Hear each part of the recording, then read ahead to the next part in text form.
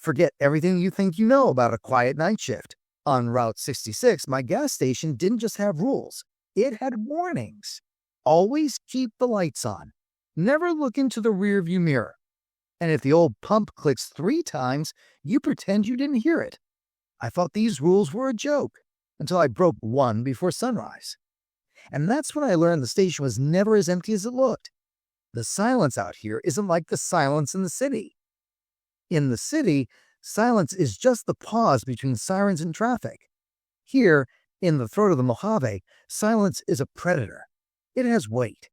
It presses against the plate glass windows of the last stop station like a physical hand testing the integrity of the structure. I looked at the digital clock on the register.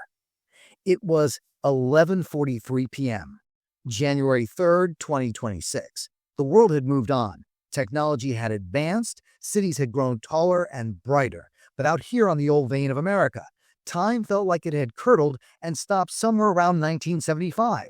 I took this job because I had no choice. My bank account was a desolate landscape of overdraft fees, and Miller, the owner, didn't ask for a background check. He just asked if I was afraid of the dark. I laughed then. I wasn't laughing now. Miller was a man made of leather and tobacco smoke, a relic of the highway. When he handed me the keys earlier that evening, his hand shook, a subtle tremor that I initially attributed to age or whiskey. Now, standing alone under the buzzing fluorescence of the shop, I realized it was fear. He hadn't given me an employee handbook. He hadn't given me a tax form. He had given me a crumpled napkin with 3 sentences scrawled in black Sharpie, the ink bleeding into the soft paper. 1. Keep the lights on. If the breaker trips, you have 30 seconds. 2. Do not look into the rearview mirrors of the customers. Look at their hands. Look at the pump. Look at the sky. Never the mirror. 3. Pump 6 is out of order. If it clicks 3 times, lock the door and turn your back to the glass. I had crumpled the napkin and shoved it into my pocket, thinking Miller was hazing the new guy.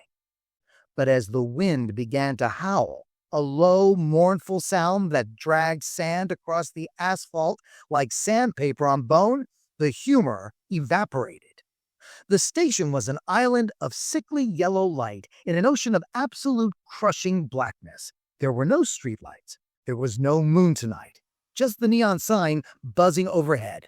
GS Station, having burned out years ago. I picked up a rag and started wiping down the counter for the 10th time. The smell of ammonia mixed with the lingering scent of stale coffee and gasoline. It was a smell that stuck to the back of your throat. My eyes kept darting to the breaker box located in the back corner of the store.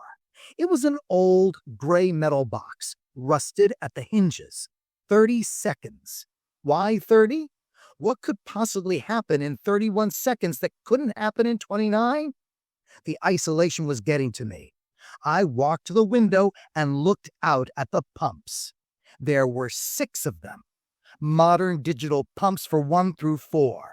Pump 5 was older, analog. And then there was Pump 6. It stood apart from the others, separated by a patch of cracked concrete where weeds grew in twisted, unnatural knots.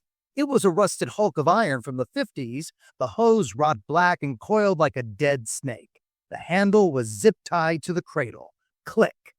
My heart hammered against my ribs. I froze, straining my ears against the hum of the refrigerator. Click. It was the sound of metal cooling, or perhaps the wind rattling a loose panel. That's what I told myself. It came from the direction of Pump 6, but it hadn't clicked 3 times. Just twice. I let out a breath I didn't know I was holding by fogging up the glass. Get a grip, Caleb, I whispered. My voice sounded too loud in the empty room. That's when the headlights appeared. They didn't approach gradually. 1 second, the horizon was black. The next, 2 blinding orbs pierced the darkness, cresting the rise of the highway about a half-mile out. They were yellow, halogen beams, dim and wavering. My stomach tightened. A customer. Just a customer. That's what I was here for. But the dread that pooled in my gut felt evolutionary, the kind of instinct that told a gazelle the grass was moving wrong. The car rolled into the lot, tires crunching over the gravel. It was a long, boat-like sedan, something from the 70s, painted a dark, bruised purple that looked black under the night sky. The engine didn't purr. It wheezed, a wet, rattling sound like a dying lung. It rolled past the modern pumps. It rolled past pump 5.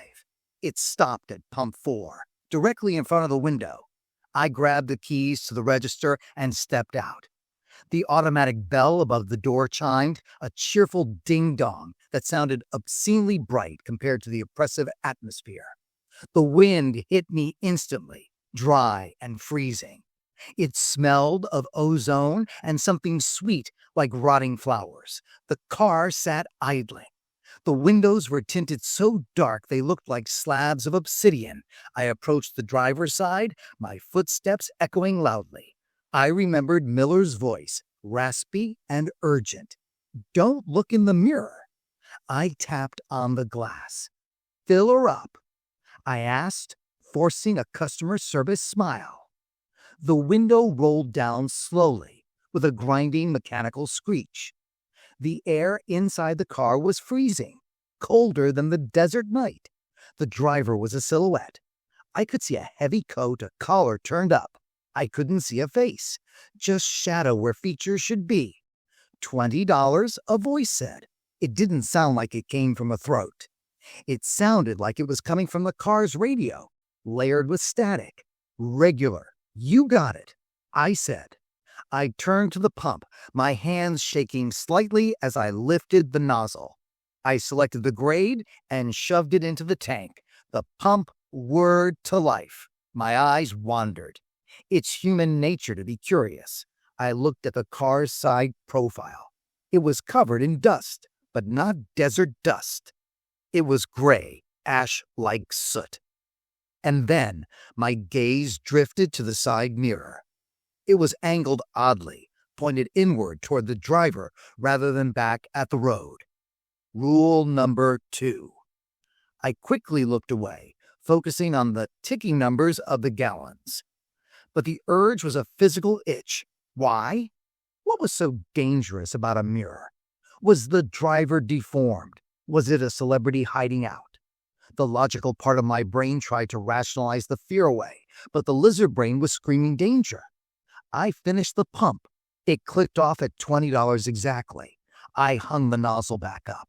"That'll be 20, I said, turning back to the window. A pale hand extended from the darkness of the cabin. It held a $20 bill. The skin was translucent, blue veins mapping a road map of decay underneath.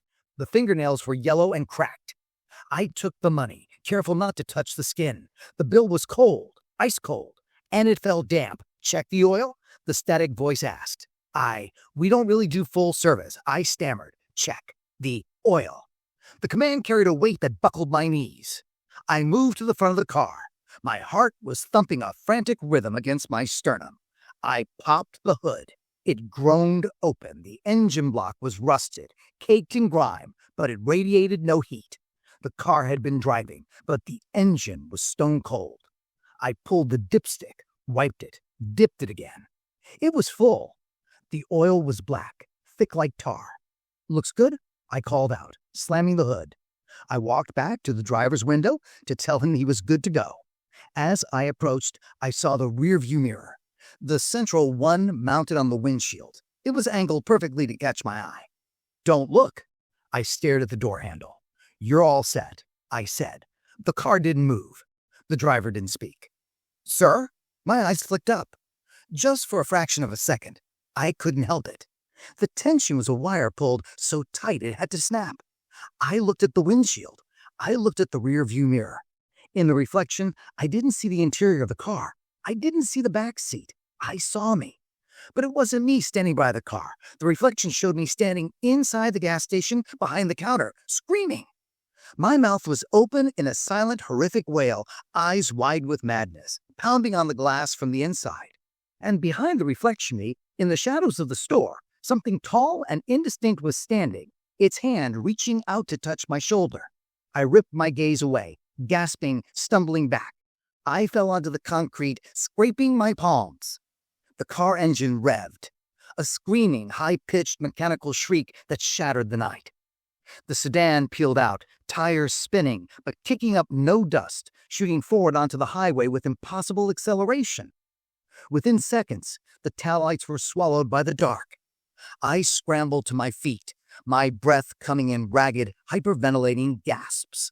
I ran back into the station, slamming the door and locking it.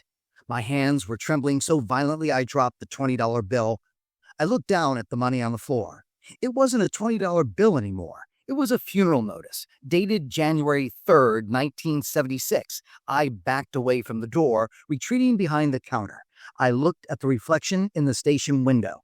Just me. Just my terrified face. No screaming. No shadow figure. Rule number 2. I hadn't looked directly for long. A glance. A mistake. But I had seen the warning. The mirror didn't show what was behind you.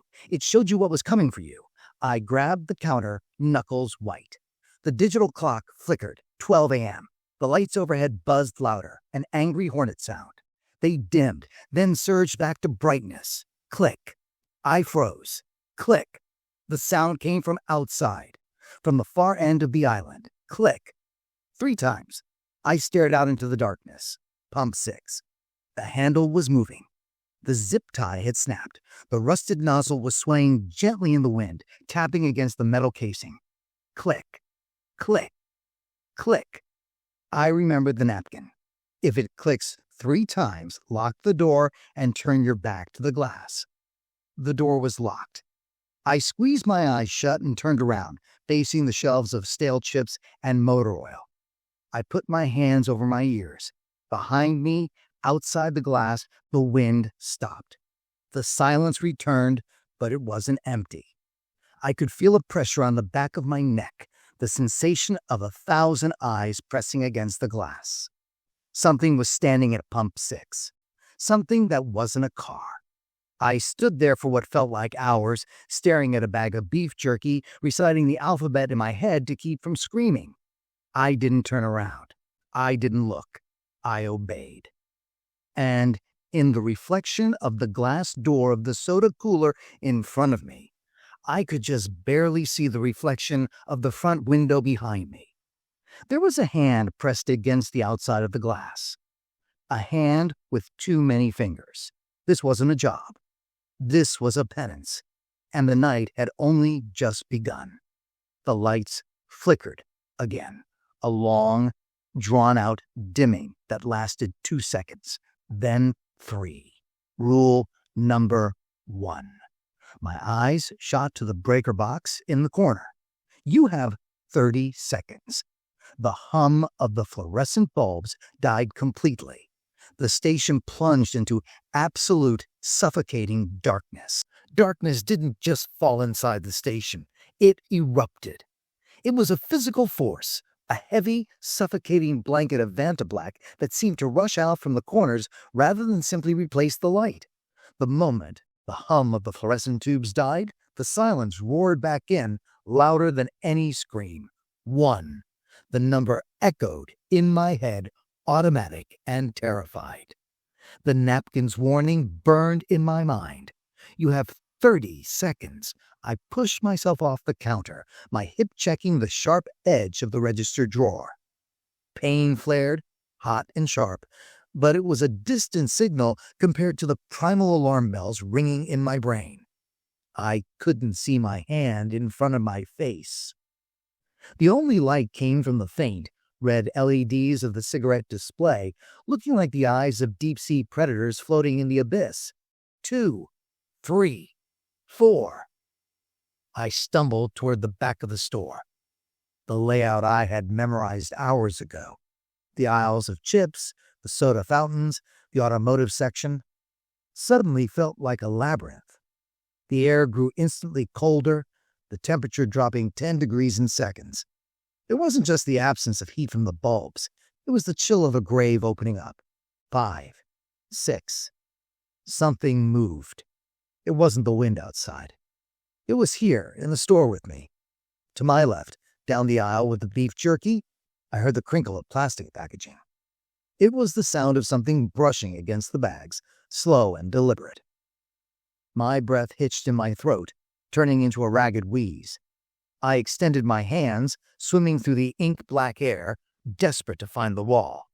7, 8, 9. Don't run, I whispered to myself, my voice trembling. Running meant tripping. Tripping meant losing time. Losing time meant I didn't want to know what it meant. I shuffled faster, my sneakers squeaking against the linoleum. The sound of the footsteps behind me grew louder. They were wet, slapping sounds like raw meat hitting the floor. Slap, drag, slap, drag. 10, 11. My fingers grazed the cold metal of the shelving unit. I was in the automotive aisle. The breaker box was just past the motor oil. I used the shelf as a guide, my knuckles white, sliding along the metal edge. The smell hit me then. That same rotting flower scent from the car earlier, mixed with the copper tang of old blood. It was right behind me. 12, 13. I could feel the heat of a presence at my back. Not a body heat, but a radiating pressure. A static charge that made the hair on my arms stand up. A sound vibrated through the air, low and guttural, like a growl vibrating through a chest filled with fluid. It was mocking me. It knew I was counting. 14, 15. My hand hit the back wall. I frantically patted the surface, searching for the metal latch of the breaker box. Where was it? Panic flared, bright and blinding. I clawed at the drywall, my fingernails scraping against the paint. Higher. It's higher. I reached up, standing on my tiptoes. 16. 17. The wet footsteps stopped. Silence hung heavy for a heartbeat. Then, right beside my ear, a voice whispered. It wasn't the static voice from the car. This voice was clear, smooth, and horribly familiar. It sounded like my father, who had died 5 years ago. Turn around, Caleb. Just look at me. Tears stung my eyes. The manipulation was cruel, surgical. It hooked into the deepest part of my grief and yanked. But the fear was stronger. I found the latch. 18. 19. I ripped the metal door of the breaker box open. The rusted hinges shrieked in protest. I felt around inside, my fingers brushing against wires and switches. I needed the main breaker. The big one at the top. It's so warm over here, Caleb. Don't you want to be warm? The voice shifted, becoming a chorus of whispers, overlapping, pleading, demanding. I felt cold fingers graze the back of my neck, trailing down toward my collar. I shouted, a wordless cry of terror, and jammed my thumb against the main switch. I pushed up with everything I had. 20. The switch resisted. It was stiff, corroded by years of neglect. I gritted my teeth, pushing until I felt the skin on my thumb tear. Time's up, the voice hissed. Click. The breaker snapped into position. For a split second, nothing happened. I thought I failed. I thought the 30 seconds were subjective, that the entities decided when the time was up. I braced myself for teeth, for claws, for the void. Then, the overhead lights slammed back on. The sudden brightness was blinding. I squeezed my eyes shut, shielding them with my arm, gasping for air like a drowning man breaking the surface. The hum of the ballast returned, a beautiful, monotonous choir. The refrigerator compressor kicked in with a shudder. I spun around, my back pressed against the breaker box, scanning the store. Empty. The aisles were deserted. The bags of jerky hung still. The floor was clean white linoleum, scuffed but devoid of any wet footprints. There was no monster, no father, no crowd of whisperers.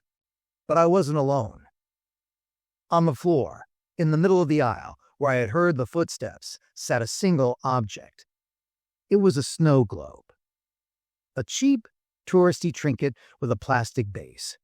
Inside, floating in the water, was a miniature replica of the last stop gas station.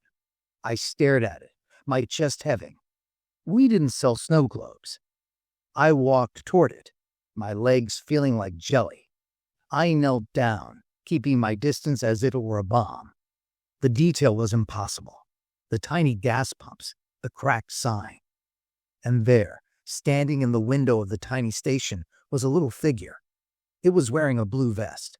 It was holding its hands over its ears. It was me.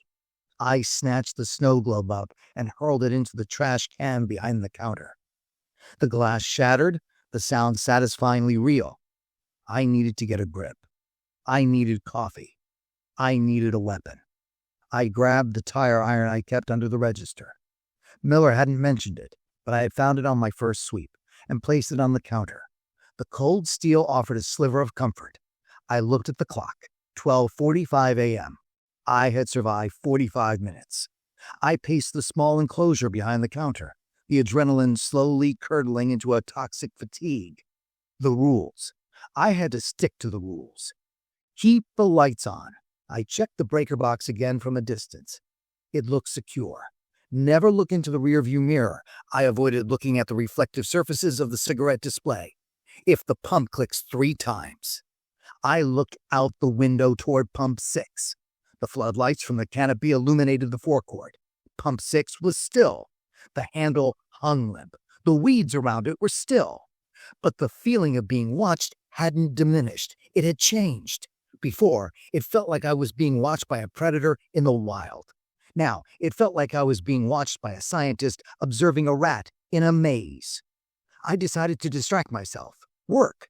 I needed to work. I started restocking the cigarettes, my hands still shaking. As I pulled a carton of Marlboros from the lower shelf, my hand brushed against something tucked into the back of the cabinet. It was a leather-bound notebook, covered in dust and grease. I pulled it out. It wasn't official company stationery. It looked like a diary. I opened the first page. The handwriting was neat, precise. Property of Arthur V. Knight shift log. Arthur. Miller had mentioned an Arthur once, in passing. Arthur was a good kid. Little jumpy. That was it. I flipped through the pages. The early entries were mundane. Restocking counts, complaints about the broken slushy machine, sketches of cars that passed by. But around the middle of the notebook, the tone changed. The handwriting became jagged, rushed. November 12th, the car with the purple tint came back. The driver asked for oil again. I didn't check it this time. I told him we were out. He laughed. It sounded like grinding gears. He left a tip. It was a tooth. A human molar. November 14th. The lights went out. I counted to 25. I saw them. They aren't ghosts. They are echoes. The road remembers everything bad that ever happened on it, and it keeps them here. Don't look at the mirrors. The mirrors are doorways. I turned the page, my heart pounding. November 20th. I figured out the pattern. The third click on pump 6 isn't mechanical. It's a signal. It means the breach is open. If you acknowledge it, you invite them in. I think I messed up. I looked at the reflection in the spilled soda. The entry stopped there. The rest of the pages were torn out, ragged edges suggesting they had been ripped away in a frenzy. On the inside of the back cover, scrawled in thick black marker that had bled through the leather, was one final message. It doesn't matter if you follow the rules. The rules just buy you time. They want the lights off so they can feed. I slammed the book shut and shoved it back under the shelf. My breathing was shallow. This wasn't just a haunting. This was a siege. Miller knew. He sent me here as a sacrifice, or maybe just a placeholder to keep the entity fed until the sun came up. Re-e-e-e. The sound cut through the air like a knife. I jumped, knocking a display of lighters onto the floor. It was the landline phone on the wall behind the counter. A rotary phone, cream-colored and yellowed with age. I stared at it. Who would be calling a gas station in the middle of the Mojave at 1 a.m.? Re-e. It was insistent, loud, re-e. I walked toward it slowly. The receiver looked heavy. I remembered horror movies where the character answers the phone and hears their own voice dying. I didn't want to answer it, but the silence between the rings was worse. The silence was where the whispers lived. I picked up the handset and held it to my ear. I didn't say anything. Static. White noise rolling like ocean waves. Then a voice cut through. It wasn't the demon voice from the car. It wasn't the whisper from the dark. It was a woman's voice. Calm, professional, like a recorded operator message. 7 minutes to the next cycle, she said. Who is this? I demanded, my grip tightening on the phone. Is this Miller? Please ensure all reflective surfaces are covered. The voice continued, ignoring me. The passenger is arriving.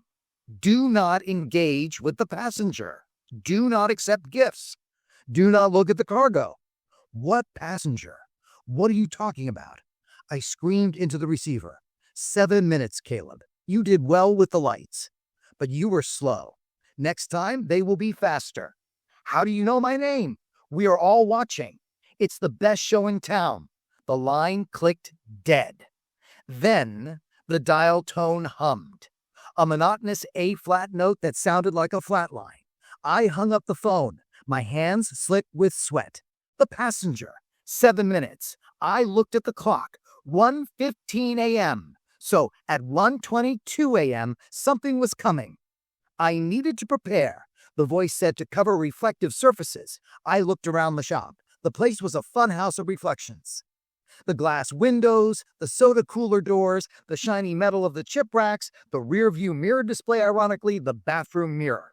I scrambled into action. I grabbed a roll of duct tape and a stack of newspapers from the stand near the door. The newspapers were weeks old, headlines screaming about politics that felt a million miles away. I started with the front door, taping paper over the glass at eye level. I couldn't cover the whole window. I didn't have enough paper, but I could cover the parts where I might catch my own reflection. I ran to the soda coolers. I taped paper over the glass doors, obscuring the rows of Coke and Mountain Dew. I worked with frantic energy, tearing tape with my teeth, slapping paper onto glass. 1:18 a.m., 4 minutes left. I ran to the bathroom at the back. It was a filthy, single-stall room with a cracked sink. Above the sink was a large rectangular mirror. I didn't have enough paper left. I looked around. I grabbed the roll of paper towels and started unspooling it, draping it over the mirror, taping it down at the corners. It was thin, but it blurred the reflection enough. As I taped the bottom corner, I saw movement. Not in the mirror, but in a gap between the paper towel and the frame. Something was standing in the bathtub behind me. I spun around, raising the tire iron I had instinctively brought with me. The bathtub was empty. Just rust stains and a dripping faucet. Drip, drip, drip. I backed out of the bathroom, slamming the door and jamming a mop bucket under the handle. Paranoia was a parasite, burrowing deeper into my brain. Was the voice on the phone trying to help me, or was it another trick? Maybe covering the mirrors was what they wanted. Maybe the mirrors were the only thing keeping them out. No, the incident with the car. The reflection showed the truth. The reflection showed the monsters. If I couldn't see them, maybe they couldn't see me. It was child's logic, but it was all I had.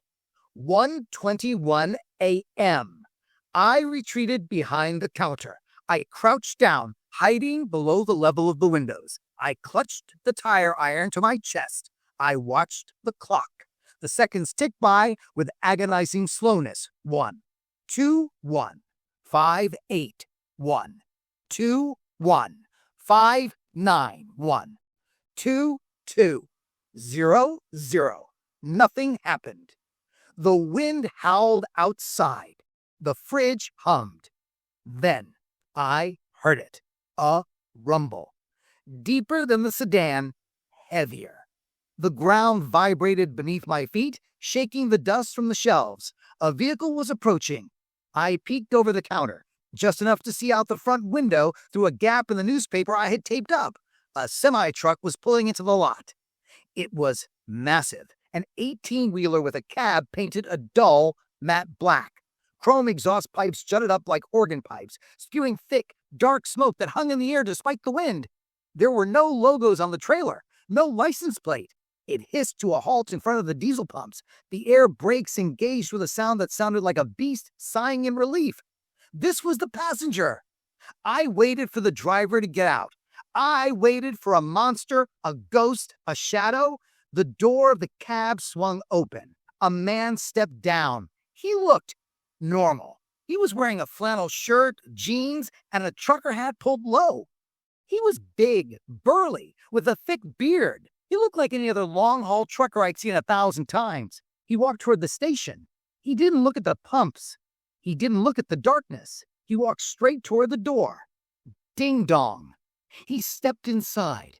The wind blew in with him, carrying the scent of diesel and something else. Something like ozone and burnt hair. He walked to the coffee station.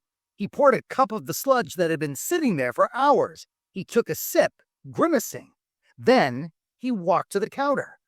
I stood up, gripping the tire iron below the counter where he couldn't see it.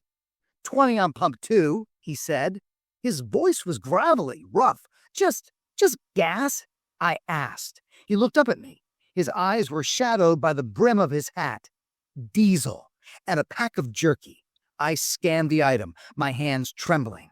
That'll be $25.50. He reached into his pocket and pulled out a wad of cash. He peeled off a 20 and a 5. He placed them on the counter. Then he dug in his pocket for the change. He placed 2 quarters on the counter. I looked at his hands. They were covered in grease, the knuckles scarred.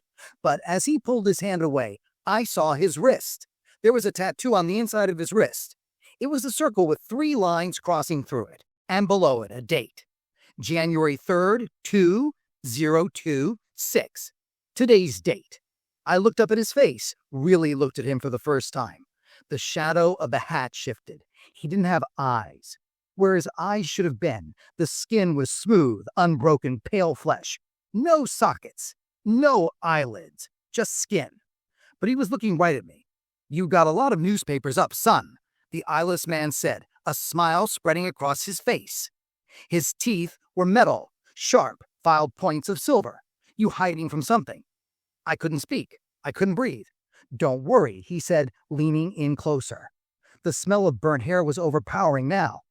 "I'm not the one you need to hide from. I'm just the delivery guy." "Delivery?" I choked out. "Yeah." He pointed a thumb over his shoulder toward the black truck outside. "I brought you a supply drop. For the basement." "There is no basement," I whispered. "This station, it's just a slab." The trucker laughed. It was a dry, rasping sound.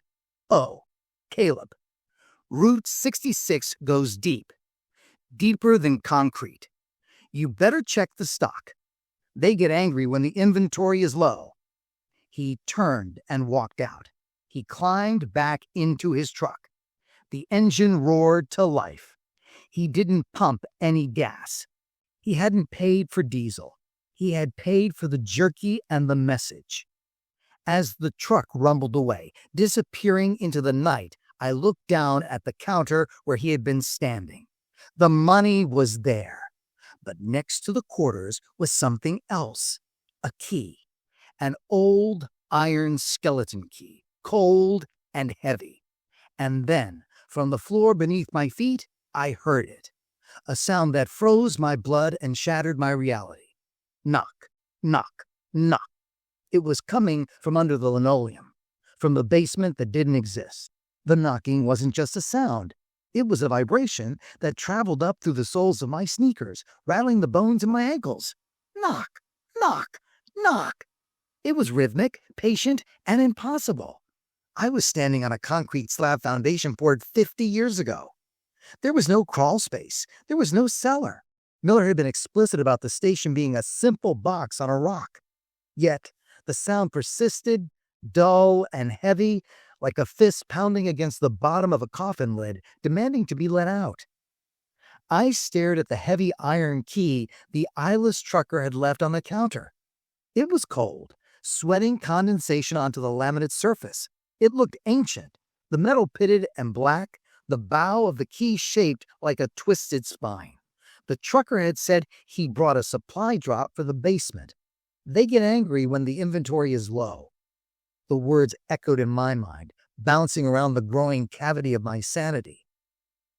I grabbed the tire iron with my left hand and the key with my right. I moved out from behind the counter, my eyes scanning the floor. The knocking seemed to center around the middle of the shop, right under the heavy rubber anti-fatigue mat, where I stood for hours ringing up imaginary customers. I kicked the mat aside. Underneath, the floor was just dirty, checkered linoleum, stained with decades of foot traffic and spilled coffee.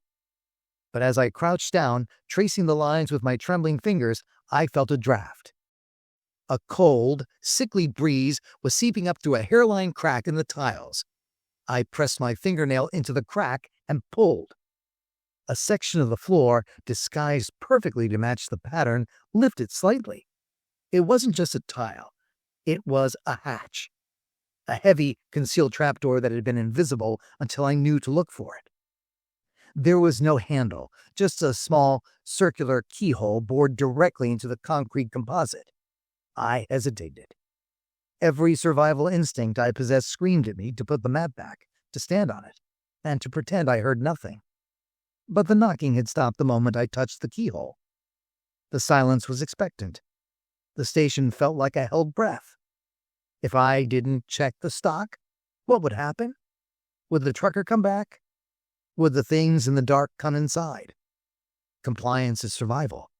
That was the unspoken rule of this purgatory. I inserted the key.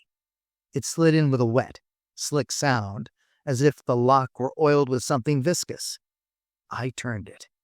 A heavy thunk echoed from deep below, the sound of heavy tumblers shifting. The hatch popped up an inch. I hooked my fingers under the lip and heaved. The door was incredibly heavy, lined with lead, but it swung open on silent, well-greased hinges. A smell wafted up that made me gag. It wasn't the smell of rot, exactly. It was the smell of stagnation. Ancient air. It smelled like wet earth, copper pennies, and dried herbs. A set of wooden stairs, steep and narrow, descended into a darkness that the overhead fluorescent lights couldn't penetrate. Hello? I called down. My voice didn't echo. The darkness swallowed the sound completely. I grabbed a flashlight from the rack, one of the heavy-duty tactical ones we sold for $30, and ripped it from the packaging. I clicked it on. The beam cut through the gloom, revealing a dirt floor about 10 feet down. I descended. The air grew colder with every step, a damp chill that settled into the marrow. When my feet hit the dirt floor, I swept the light around. It wasn't a basement. It was a root cellar, dug out of the hard-packed Mojave earth, the walls shored up with rotting timber beams. It extended far beyond the footprint of the gas station above. It tunneled away into the dark, under the highway itself. And it was filled with shelves. Rows and rows of rough-hewn wooden shelves lined the earthen walls, and on the shelves were jars. Mason jars, pickle jars, jam jars, hundreds of them. I walked toward the nearest shelf, the beam of my flashlight shaking in my grip. I wiped the dust from the glass of a quart-sized jar. Inside, suspended in a cloudy, amber liquid, was a pair of glasses. Cracked, horn-rimmed spectacles from the 50s. I moved to the next jar. A set of car keys, the keychain a faded plastic fob for a motel that probably burned down decades ago. The next jar held a child's shoe. The next, a human finger, white and puckered, wearing a gold wedding band. I stumbled back, my stomach churning violently. This wasn't just inventory. This was a trophy room, or a pantry. They get angry when the inventory is low. The trucker hadn't delivered anything. He had reminded me to check what was already here. Was I supposed to add to it? Was that my job? To collect the pieces of the people the highway swallowed? I swung the light to the far end of the cellar. There was a small wooden crate sitting on a pedestal of dirt. It looked newer than the rest. I approached it. Inside, nestled on a bed of straw, were 3 pristine glass bottles filled with a thick crimson liquid. Blood. It had to be. And next to the bottles was a note written on the same napkin paper as my instructions. For the traveler in the rain. Do not open until the 3rd knock. I didn't understand. 3rd knock. I had heard knocking to find the door. Was that it? Suddenly, the trapdoor above me slammed shut. The sound was thunderous. The darkness became absolute, save for the singular, trembling beam of my flashlight. No! I screamed, scrambling up the stairs. I threw my shoulder against the wood. It didn't budge. It was locked from the outside, or held down. I pounded on the wood. Let me out. I checked the stock. I checked it. From above, muffled by the thick floor, I heard a sound. Not a voice. A click. Click. It was distinct. Mechanical. Click. It wasn't coming from inside the store. It was coming from outside. Through the floor, through the walls, I could hear it reverberating. Click. 3 times. Rule number 3. If the old pump clicks thrice, ignore it. I froze on the stairs, my fist raised to pound on the door. The trapdoor hadn't slammed shut to trap me. It had slammed shut to hide me. Or maybe being down here was the only reason I hadn't heard the clicks immediately. But I had heard them now. The trapdoor clicked. The lock disengaged. It popped open an inch, inviting me back up. I pushed it open slowly, leading with the flashlight. The store was empty. The lights were still on, thank God, but the atmosphere had shifted again. The air was charged with static electricity, making the hair on my arms stand up. The hum of the refrigerator was gone. The silence was total. I climbed out, closing the hatch and throwing the rubber mat back over it. I felt exposed, naked. I looked toward the front window, pump 6. The rusted hulk of iron was no longer dark. A faint, sickly green light was emanating from the display glass, a glow that shouldn't have been possible for a machine disconnected from power for 40 years. The handle, which had been swaying earlier, was now lifted. It was floating in midair, held by an invisible hand, the nozzle pointed toward the shop. And then I heard it. Help me. It was a whisper, but it didn't come from the pump. It came from inside my head. It bypassed my ears and drilled directly into my auditory cortex. Please. It's so cold. I gripped the counter, my knuckles white. Ignore it. Ignore it. Ignore it. I chanted the rule like a mantra. I grabbed a rag and started cleaning a spot on the counter that was already spotless. I scrubbed until the laminate began to peel. My baby is in the car. My head snapped up. I couldn't help it. The distress in the voice was so raw, so human. I looked out the window. Standing by pump 6, bathed in the eerie green glow, was a woman. She was soaking wet, water dripping from her long, matted hair, puddling on the cracked concrete. She wore a torn nightgown that clung to her shivering frame. She was barefoot. Her skin was pale, blue-tinged with hypothermia. She was looking right at me. Her eyes were wide, terrified, pleading. She raised a trembling hand and placed it on the glass of the station window. Please, she mouthed, open the door. He's coming. My heart shattered. Every instinct of human decency I had, the part of me that wasn't a frightened gas station attendant but a man, screamed at me to unlock the door. It was freezing out there. She was hurt. She was a victim. I took a step toward the door. Rule number 3. Ignore it. I stopped. I looked at the woman again. She was crying now, black mascara running down her cheeks like tears of oil. Why won't you help me? She screamed, her voice suddenly audible through the glass, piercing and shrill. You have the light. You have the heat. Let me in. I looked at the napkin in my pocket. Pretend you didn't hear it. I can't. I whispered, tears pricking my own eyes. I can't open the door. The woman's expression shifted. The terror melted away, replaced by a look of profound, ancient malice. Her jaw unhinged, dropping unnaturally low, and the sobbing turned into a low, rattling laugh. "He's going to open it for me," she hissed. She pointed a finger at the lock on the front door. The lock clicked. My blood ran cold. The deadbolt slid back. The latch turned. The door began to drift open, pushed by the wind. I hadn't touched it. I hadn't gone near it. The rules. The rules said to ignore it. I had acknowledged her. I had spoken to her. I had looked at her. I had broken the rule. No. I gasped. I lunged for the door. The wind howled, slamming against the glass, trying to force the door wide. The woman at the pump was gone. In her place was a swirling vortex of dust and shadow, a funnel cloud of darkness that was rushing toward the open threshold. I threw my weight against the door, slamming it shut just as the shadow hit the glass. The impact shook the entire building. The glass bowed inward, spiderweb cracks appearing at the edges, but it held. I fumbled with the lock, my fingers slipping on the metal. I jammed the deadbolt home. Bang!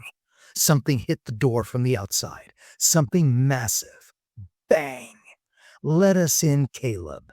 We're cold." It was a chorus now, 1,000 voices screaming in unison. The woman, the trucker, my father, the static. I backed away, retreating to the center of the store. The lights flickered violently. They were struggling. The power of the last stop was being tested against the brute force of whatever lived on Route 66. I needed a distraction. I needed to break their focus. The snow globe, the key, the basement, the blood, for the traveler in the rain, the note in the basement. I realized then what I had done. I had ignored the specific instruction of the basement because I was too busy breaking the rule of the pump. The rules were connected. The basement wasn't just a pantry. It was the supply closet for the appeasement rituals. The 3 bottles of blood. I ran to the trapdoor. I ripped the mat aside and threw the hatch open. I didn't care about the darkness anymore. I scrambled down the stairs, the flashlight beam bouncing wildly. I grabbed the crate with 3 bottles. I sprinted back up, my lungs burning. The banging on the door was deafening now. The glass was beginning to splinter. I could see dark shapes pressing against it, faces, hands, maws. I placed the crate on the counter. "Do not open until the 3rd knock." But the 3rd knock had already happened. The pump had clicked 3 times. That was the signal. I was supposed to have these ready before the pump clicked. I was late. What do I do with them? I screamed at the empty room. I looked at the front door. The newspaper I had taped up was torn, shredding under the assault of the wind and the entities. Through the gaps, I saw the face of the woman again. She was pressed against the glass, her face flattened, her eyes black pits. She wasn't looking at me. She was looking at the bottles. She was hungry. They weren't trying to kill me. Not yet. They were trying to feed. The light kept them out, but the hunger drove them to break the barriers. I had to give them what they wanted. But how? I couldn't open the door. Then I saw the pass-through tray, the bulletproof sliding metal drawer used for late-night transactions in the city. Miller had installed it, claiming it was for robbery protection. It was set into the glass to the right of the door. I grabbed one of the bottles. The liquid inside was thick, sloshing heavily. I pulled the cork. The smell of iron filled the room instantly. I ran to the pass-through drawer. I unlocked it. The banging stopped instantly. The silence returned, heavier than before. They knew. I placed the open bottle into the metal tray. My hand was shaking so hard I almost spilled it. I pushed the tray forward, extending it out into the night. I heard a sound like a vacuum seal breaking, a slurping, wet noise, then the crunch of glass being chewed. I pulled the tray back. It was empty. Not a drop of blood, not a shard of glass remained. I loaded the second bottle, pushed it out. Crunch, slurp, faster this time. Frenzied, I loaded the third bottle, pushed it out. Silence. I waited. 1 minute, 2 minutes. I slowly peered out the window. The forecourt was empty. The woman was gone. The shadows had retreated. The green glow from Pump 6 had faded. The handle was back in its cradle, zip-tied as if it had never moved. I slumped against the wall, sliding down until I hit the floor. I buried my face in my hands. I had survived the breach, but the cost was sinking in. I had just fed something demonic. I had participated in the cycle.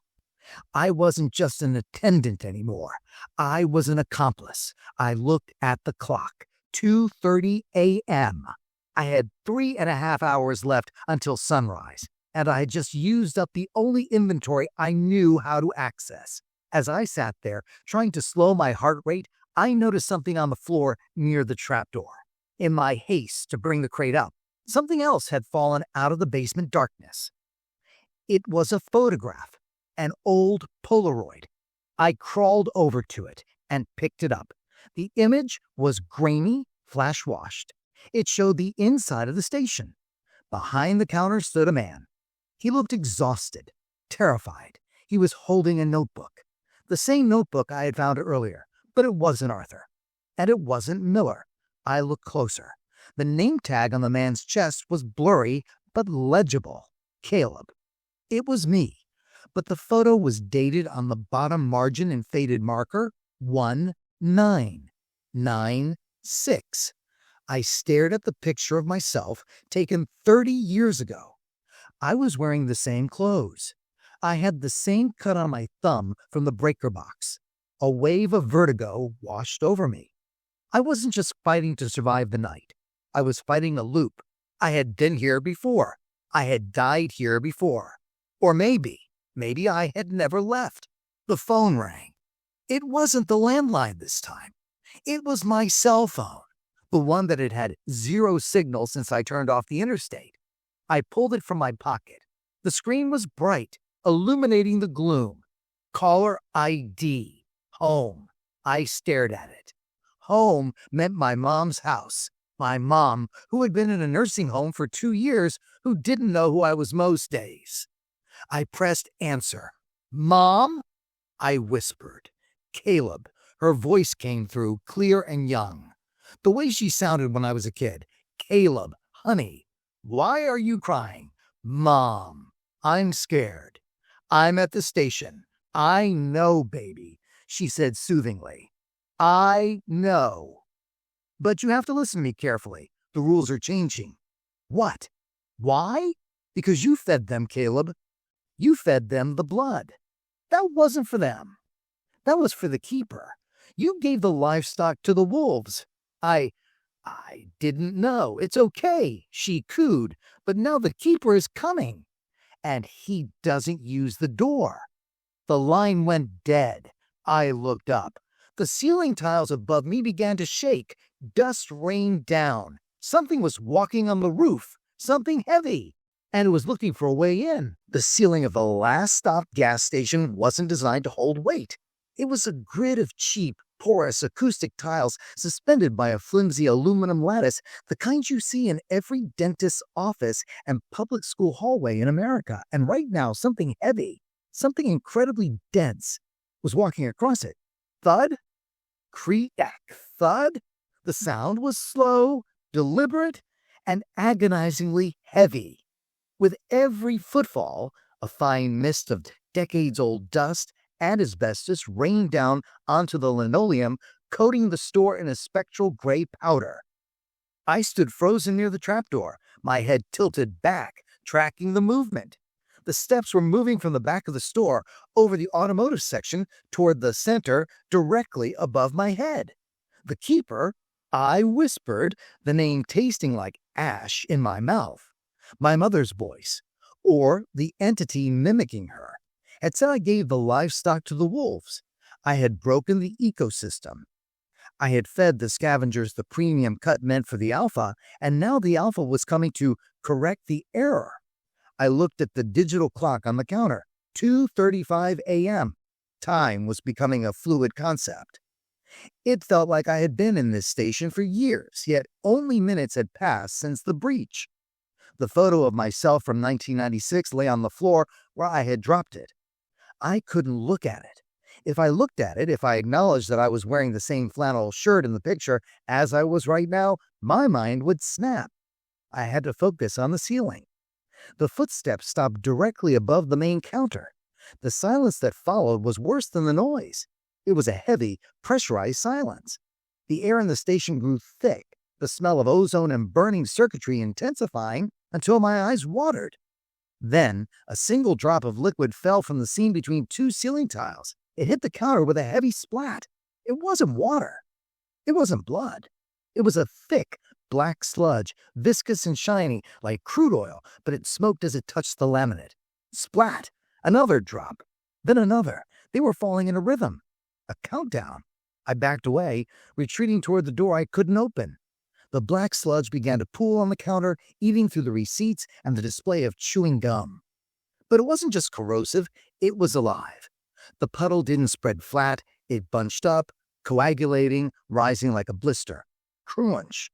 The aluminum frame of the ceiling grid groaned. A white tile buckled, snapping in half.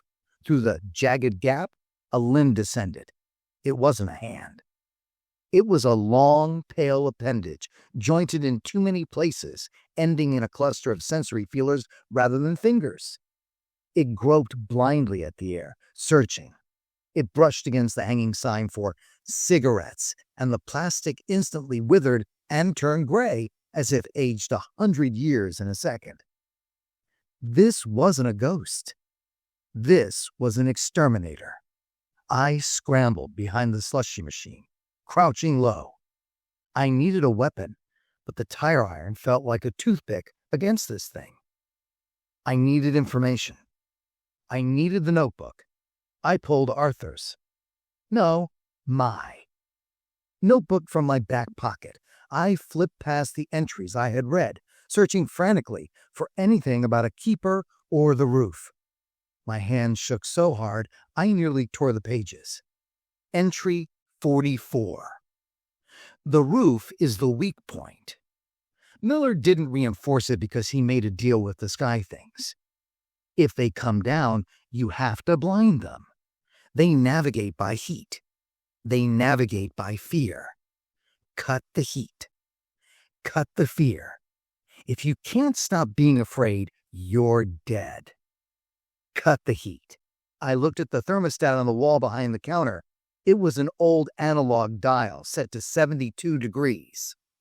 The station was freezing because of the supernatural chill, but the vac system was likely pumping hot air trying to compensate, creating a beacon of thermal energy.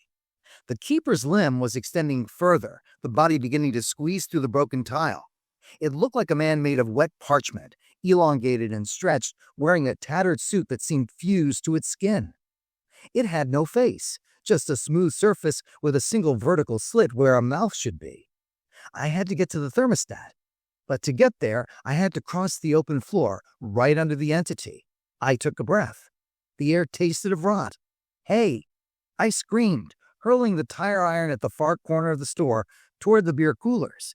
The iron clanged against the glass doors, shattering one. The sound was explosive.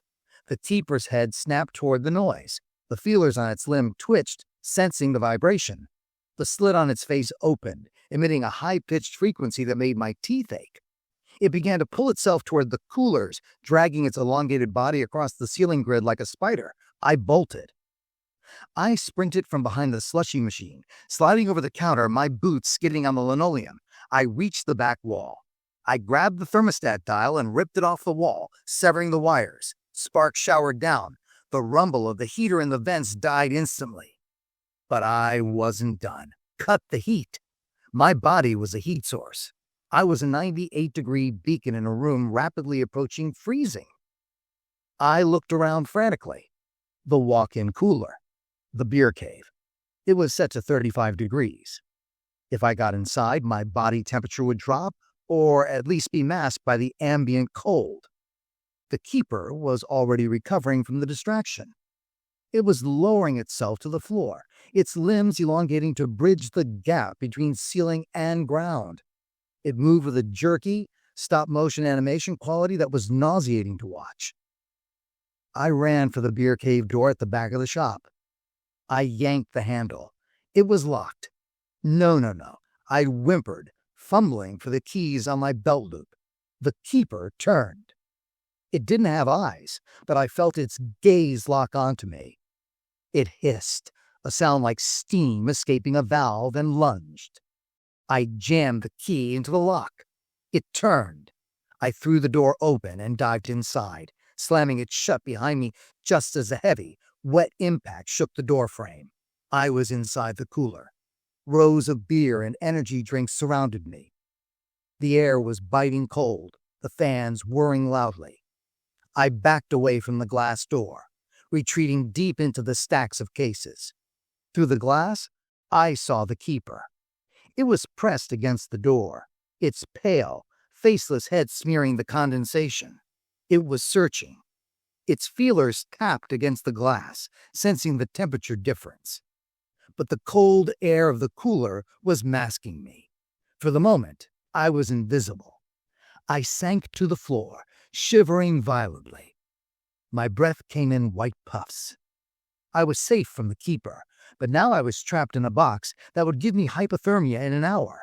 I pulled the notebook out again, holding it under the faint light of the cooler's interior bulb.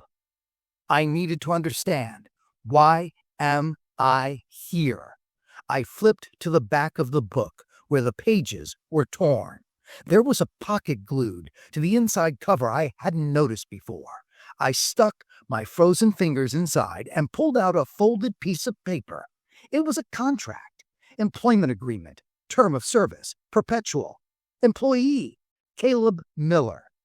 Date, January 3rd, 1996. Miller. The owner wasn't just Miller. I was Miller. Or he was my father. Or I was him. The timeline twisted in my head, a snake eating its own tail. The man who hired me, he looked old, worn out. Was that my future self? Did I hire myself to take the shift so I could finally leave? The rules just buy you time? I whispered, remembering the scrawled warning. But time is the trap. I looked at the contract again. There was a clause in small print at the bottom. Termination of contract is only possible upon the appointment of a successor. The successor must voluntarily accept the keys and the light. If the shift ends without a successor, the current employee resets. The photo. 1996. The 2026 date on the trucker's wrist. I hadn't been here for a few hours. I had been here for 30 years. Every night, I fought the monsters. Every morning, if I survived, the loop reset, wiping my memory, placing me back in my car, desperate for a job, driving down Route 66 to meet the old man. The old man was me. The exhausted version of me who had survived the night but failed to find a replacement. A wave of despair crashed over me, heavier than the fear. This wasn't a haunting. It was a purgatory loop. I was Sisyphus, and the gas station was my boulder. Bang! The glass door of the cooler cracked. I looked up. The keeper had figured it out. It couldn't sense my heat, but it could smell my fear. Or maybe it just knew the layout of the cage. It was punching the glass, the safety glass spider webbing under the assault. I had to get out, but the only exit was back into the store. I looked around the cooler. There was a ventilation shaft in the ceiling of the walk-in. It was small, barely big enough for a person, but it led to the roof. The roof where the keeper had come from. It was madness. But the store was a kill box. The roof was the only place the keeper wasn't currently occupying. I climbed up the metal shelving units, knocking over cases of light beer. I reached the vent grate. It was screwed on. I jammed the edge of the notebook, the hardcover corner, into the screw head. It wouldn't budge. Bang! A shard of glass fell from the door. The keeper's arm reached inside, flailing, knocking over bottles. I searched my pockets. The keys, the ring of keys I had been given. There was a small flat tool on the ring, something used for opening paper towel dispensers. I jammed it into the screw. It turned. 1 screw. 2 screws. The keeper was squeezing through the broken door. The smell of ammonia and ancient dust filled the small space. 3 screws. 4. The grate clattered to the floor. I pulled myself up into the ductwork, just as the keeper's feelers brushed the heel of my boot. I kicked out, connecting with something wet and solid, and scrambled up into the darkness. The duct was tight, smelling of grease and dead rodents. I crawled, my elbows scraping against the galvanized steel. I moved toward the updraft, toward the night sky. I emerged onto the roof of the gas station. The wind hit me like a physical blow. It was howling, a banshee scream that drowned out my own ragged breathing. I lay flat on the tar and gravel roof, gripping the flashing to keep from being blown away. I looked out at the landscape. This is where the reality broke. There was no Route 66. There was no desert. The gas station was floating. It was a jagged island of concrete and asphalt suspended in a swirling purple void. Below, endless clouds of nebulae and lightning storms churned. Above, a sky with no stars, just a massive, unblinking eye the size of a moon staring down at the station. The road, Route 66, extended from the station for about 100 yards in either direction before crumbling away into the abyss. We weren't in the Mojave. We were drifting in some interdimensional expanse, a piece of earth torn away and held in stasis. Oh God, I sobbed, the sound whipped away by the cosmic wind. We're nowhere. I crawled toward the edge of the roof, looking down at the forecourt. The lights were flickering below. I could see the interior of the shop through the skylights. The keeper was thrashing in the cooler, realizing I was gone. But on the forecourt, something else was happening.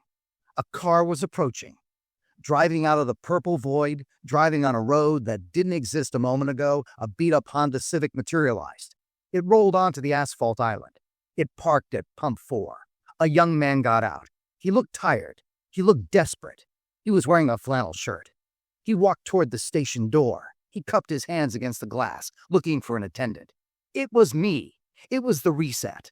The loop was closing. The me down there was the successor. If he entered, if he took the keys, the cycle would restart. I would become the old man, or I would simply cease to exist, absorbed into the walls like the faces in the mirror. I couldn't let him in.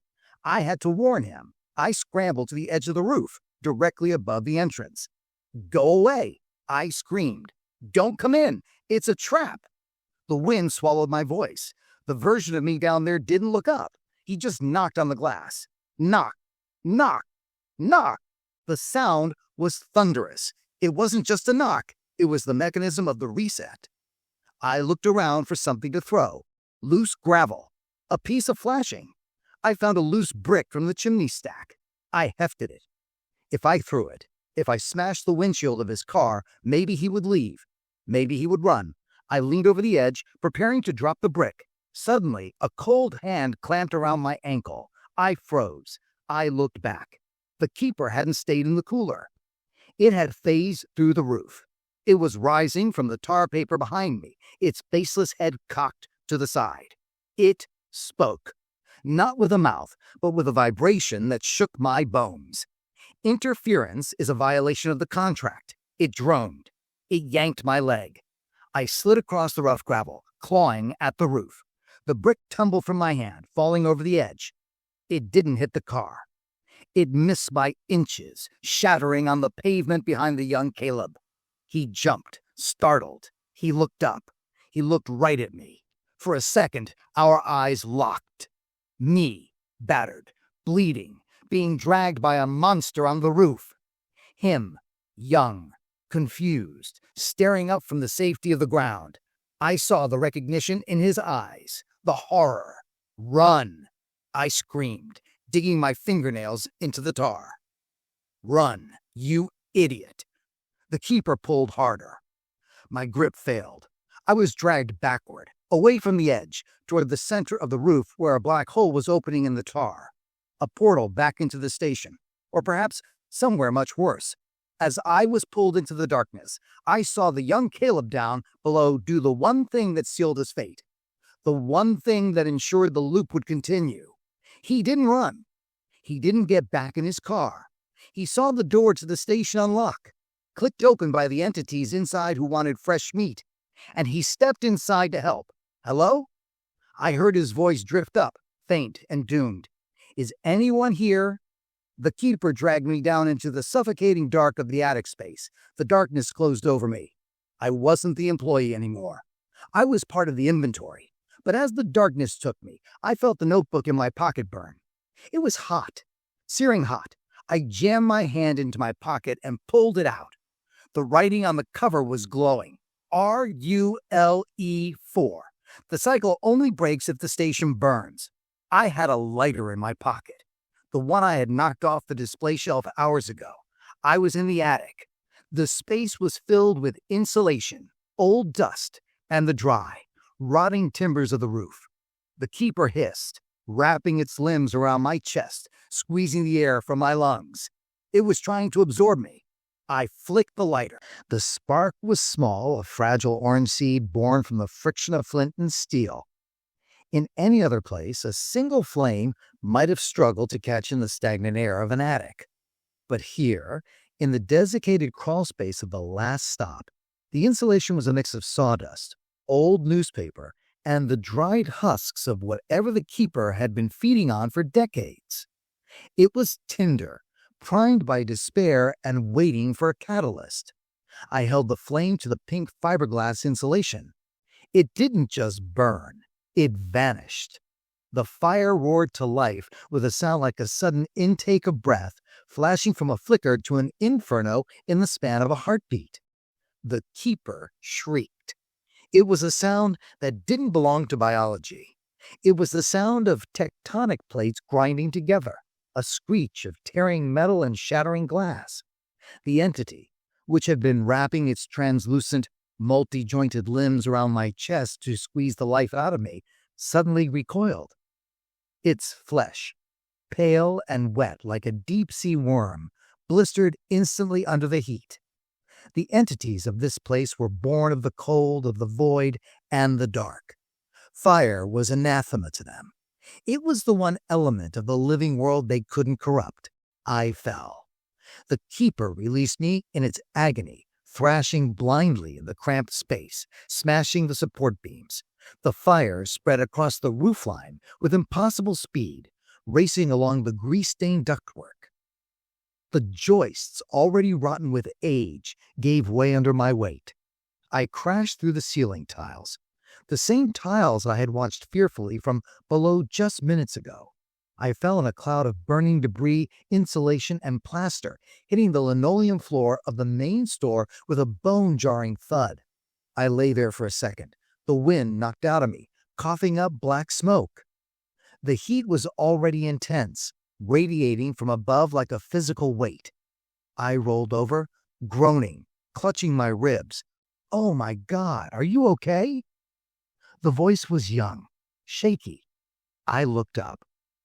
Standing over me, clutching a cell phone with white-knuckled terror, was the young man, the successor me. The version of me who had just walked in, innocent and doomed, ready to start his first shift. He reached out a hand to help me. But as I looked at his face, I saw the reflection in his eyes. He didn't see a man. He saw a monster. I was covered in soot, bleeding from the scalp, my clothes torn and smoking. Behind me, the ceiling was a maw of fire, casting long, dancing shadows that made me look jagged and inhuman. "Get out," I rasped, slapping his hand away. "You have to leave. Now." He stumbled back, terrified. The door locked behind me. "I can't get out." I scrambled to my feet. The pain in my leg was blinding. I had probably fractured my ankle in the fall, but the adrenaline was a potent drug. I looked at the front door. The lock had engaged the moment he stepped inside. The entities had sealed the vessel. The keys! I screamed at him. "Do you have the keys?" He patted his pockets frantically. "No." The old man? He didn't give me keys yet. He just said to come inside. Of course. The trap was perfect. The fire was consuming the ceiling now. Large chunks of burning tile were raining down on the aisles. melting the plastic wrappers of the chips and candy. The air was filling with thick, toxic smoke. But through the roar of the flames, I heard another sound. The keeper was coming down. A long, scorched limb dangled through the hole in the roof, groping for purchase. Then another. It was descending into the kill box, enraged and burning. "The window," I shouted. I grabbed a can of motor oil from the display shelf, one of the few things not yet melting, and hurled it at the front plate glass window. It bounced off. The glass didn't break. It didn't even crack. It rippled, like water disturbed by a stone, and then settled back into place. The station wasn't just a building anymore. It was a hardened cyst in reality, impervious to brute force from the inside. The cycle only breaks if the station burns. "It's not enough," I muttered, looking at the spreading flames. "It's too slow." I needed an accelerant. I needed to blow the cyst open. I looked at the successor. He was backing away toward the beer coolers, his eyes wide with the kind of primal fear that breaks a mind forever. If I didn't get him out, he would burn, and the loop would reset.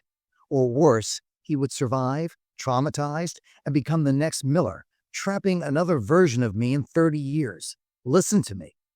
I grabbed him by the shoulders. He flinched, trying to pull away. "I am not going to hurt you, but you're going to die if you don't do exactly what I say." "Who are you?" He whimpered.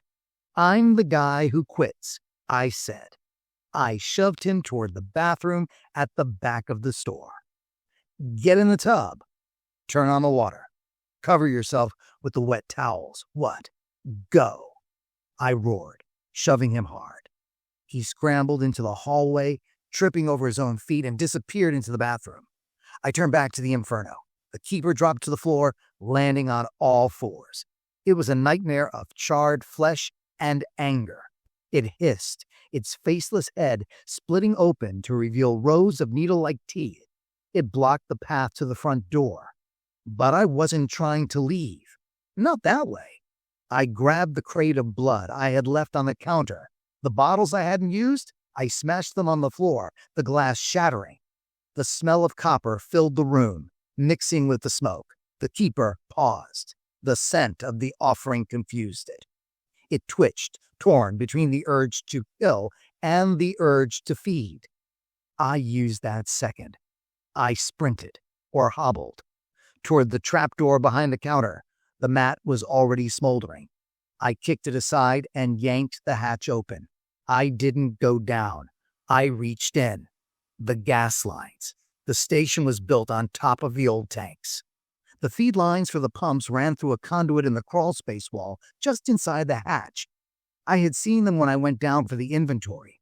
Old, rusted pipes with manual shut-off valves that looked like they hadn't been touched since the Nixon administration. But I didn't want to shut them off. I wanted to break them. I grabbed the tire iron I had thrown earlier. It was lying near the slushy machine. I snatched it up, ignoring the heat of the metal, and swung it into the open hatch. Clang! The pipe dented. The keeper lunged. A clawed hand swiped at my back, shredding my shirt and scoring deep lacerations into my skin. I screamed, falling forward, half draped over the open hatch. "Come on!" I yelled, swinging the iron again. Clang! A hiss of gas. A rupture. The smell of gasoline vapor hit me instantly, sharp and volatile. The keeper grabbed my leg. It began to pull, dragging me away from the hatch. It knew what I was doing. It knew that if the gas caught, everything ended. The void, the loop, the hunger. It all burned. I kicked at its face, my boot connecting with wet, yielding cartilage. It shrieked, but didn't let go. It was strong, impossibly strong. I was sliding across the floor, away from the leaking gas, away from the fire dropping from the ceiling. I looked at the successor peeking out from the bathroom door. "Stay down," I screamed. I looked at the lighter in my hand. It was still clenched in my fist. I couldn't reach the gas leak. The keeper was dragging me toward the beer cooler, toward the dark corner where it could extinguish me. But the fire from the ceiling, it was dripping. Molten plastic and burning tile were raining down. I threw the lighter. I didn't throw it at the keeper. I didn't throw it at the gas. I threw it at the display of lighter fluid and charcoal just inside the open trapdoor. The plastic bottle of lighter fluid melted instantly under the heat of the falling debris.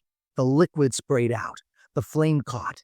It flashed down into the hole, down to the ruptured pipe. I looked the keeper in its non-existent eyes. "You're fired." The explosion didn't have a sound. It was too loud for ears to process. It was just a concussion, a wave of pressure that turned the world white. The floor beneath me disintegrated. The keeper was vaporized in an instant, its scream cut short by the physics of rapid combustion. I was lifted, thrown backward like a rag doll, encased in a bubble of heat and force. The front wall of the station blew out. The glass turned to dust. The roof lifted off like a lid. I hit something hard. Then darkness. The first thing I felt was cold. Not the supernatural cold of the station, but the biting, dry chill of the desert wind. I tasted sand. I coughed. A wet, rattling sound that hurt my entire chest. My body felt like it had been put through a meat grinder. I tried to move my arm, but it was heavy numb. I forced my eyes open. I was lying on the asphalt. Above me, the sky was a deep, pre-dawn indigo. The stars were there. Real stars. The Big Dipper hung low on the horizon, steady and unblinking. No giant eye. No purple void. Just the vast, indifferent universe. I pushed myself up on one elbow. The movement made me dizzy, but I had to see. The gas station was gone. It wasn't just destroyed. It was erased. Where the last stop had stood, there was only a scorched crater in the earth, filled with twisted metal and smoldering concrete. The pumps were melted slag. The sign was a tangled ruin of neon tubing and steel. The fire had burned it all. The inventory, the rules, the entities, the system had popped. Hey, mister. I turned my head. Sitting on the curb near the edge of the blast radius was the young man. He was covered in soot, wet from the bathroom water, shivering violently. But he was alive. He scrambled over to me, his eyes wide. You blew it up. You blew the whole thing up." I tried to speak, but my throat was raw. I managed a nod. "I saw." He swallowed hard, looking at the crater. "I saw things in the fire. Faces. They were screaming. They're gone." I whispered. My voice sounded like grinding gravel.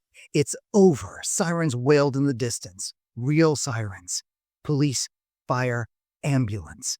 Approaching from the highway. The real world was rushing back in to fill the vacuum. The young man looked at me, confusion warring with gratitude. "Who are you?"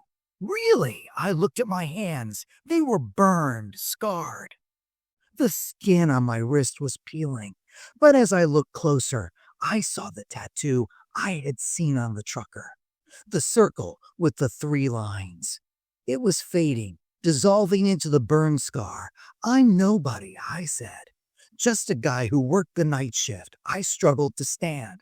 The flashing lights were getting closer. I couldn't be here. If I stayed, how would I explain this? A gas station that didn't exist on any map, blown to hell by a man who officially disappeared 30 years ago. "Take your car," I told the kid. "Go. Don't tell them you saw me. Tell them it was a gas leak. Tell them you stopped to pee and it just went up. But go." He hesitated, then nodded. He ran to his Honda, which had miraculously survived the blast, parked just far enough away. He jumped in, reversed, and peeled out onto the highway, speeding away toward the sunrise. I limped away from the wreckage, heading into the desert scrub. I needed to disappear. I walked until my legs gave out, collapsing behind a cluster of yucca plants as the first fire truck rolled up to the inferno. I watched them spray water on the ruins. I watched the steam rise. And as the sun crested the horizon, painting the desert in hues of gold and blood, I reached into my pocket. The notebook was gone. Burnt. The contract was void. But in my other pocket, I felt something cold. I pulled it out. It was the rearview mirror. Not a whole mirror, just a shard. A jagged piece of glass I must have picked up during the explosion, or maybe it had embedded itself in my jacket. I held it up to the rising sun. I looked into the reflection. I expected to see my burned face. I expected to see the trauma. But the reflection didn't show me. It showed the open road. It showed Route 66, stretching out endlessly, empty and waiting. And in the background of the reflection, standing on the yellow line, was a figure. A tall, shadowed man in a trench coat, tipping his hat to me. Miller. Or the thing that wore Miller's skin. He wasn't dead. The station was gone, but the road was the source. The station was just a mouth. The highway was the beast. I dropped the glass. It didn't shatter. It just sank into the sand. I wasn't free. Not really. I had burned the jail, but I was still in the prison yard. I was a walker of the road now. A guardian. I knew the rules. I knew the signs. And there were other stations. Other lonely outposts where the lights flickered and the pumps clicked 3 times. I stood up. My pain was a dull throb now, a reminder of reality. I began to walk west, thumbs stuck out, hitchhiking into a future I wasn't supposed to have. So, that's my story. You can choose to believe it's the ramblings of a drifter with sunstroke or a campfire tale to scare the tourists. But do me a favor. Next time you're driving cross-country late at night and your gas light dings, pay attention. If you see a station that looks a little too old, a little too quiet, keep driving. If the attendant won't look you in the eye, keep driving. And if you pull up to the pump and you hear a click, followed by another and another, don't wait for the third one. Just run. Because the rules are unspoken, but the consequences scream.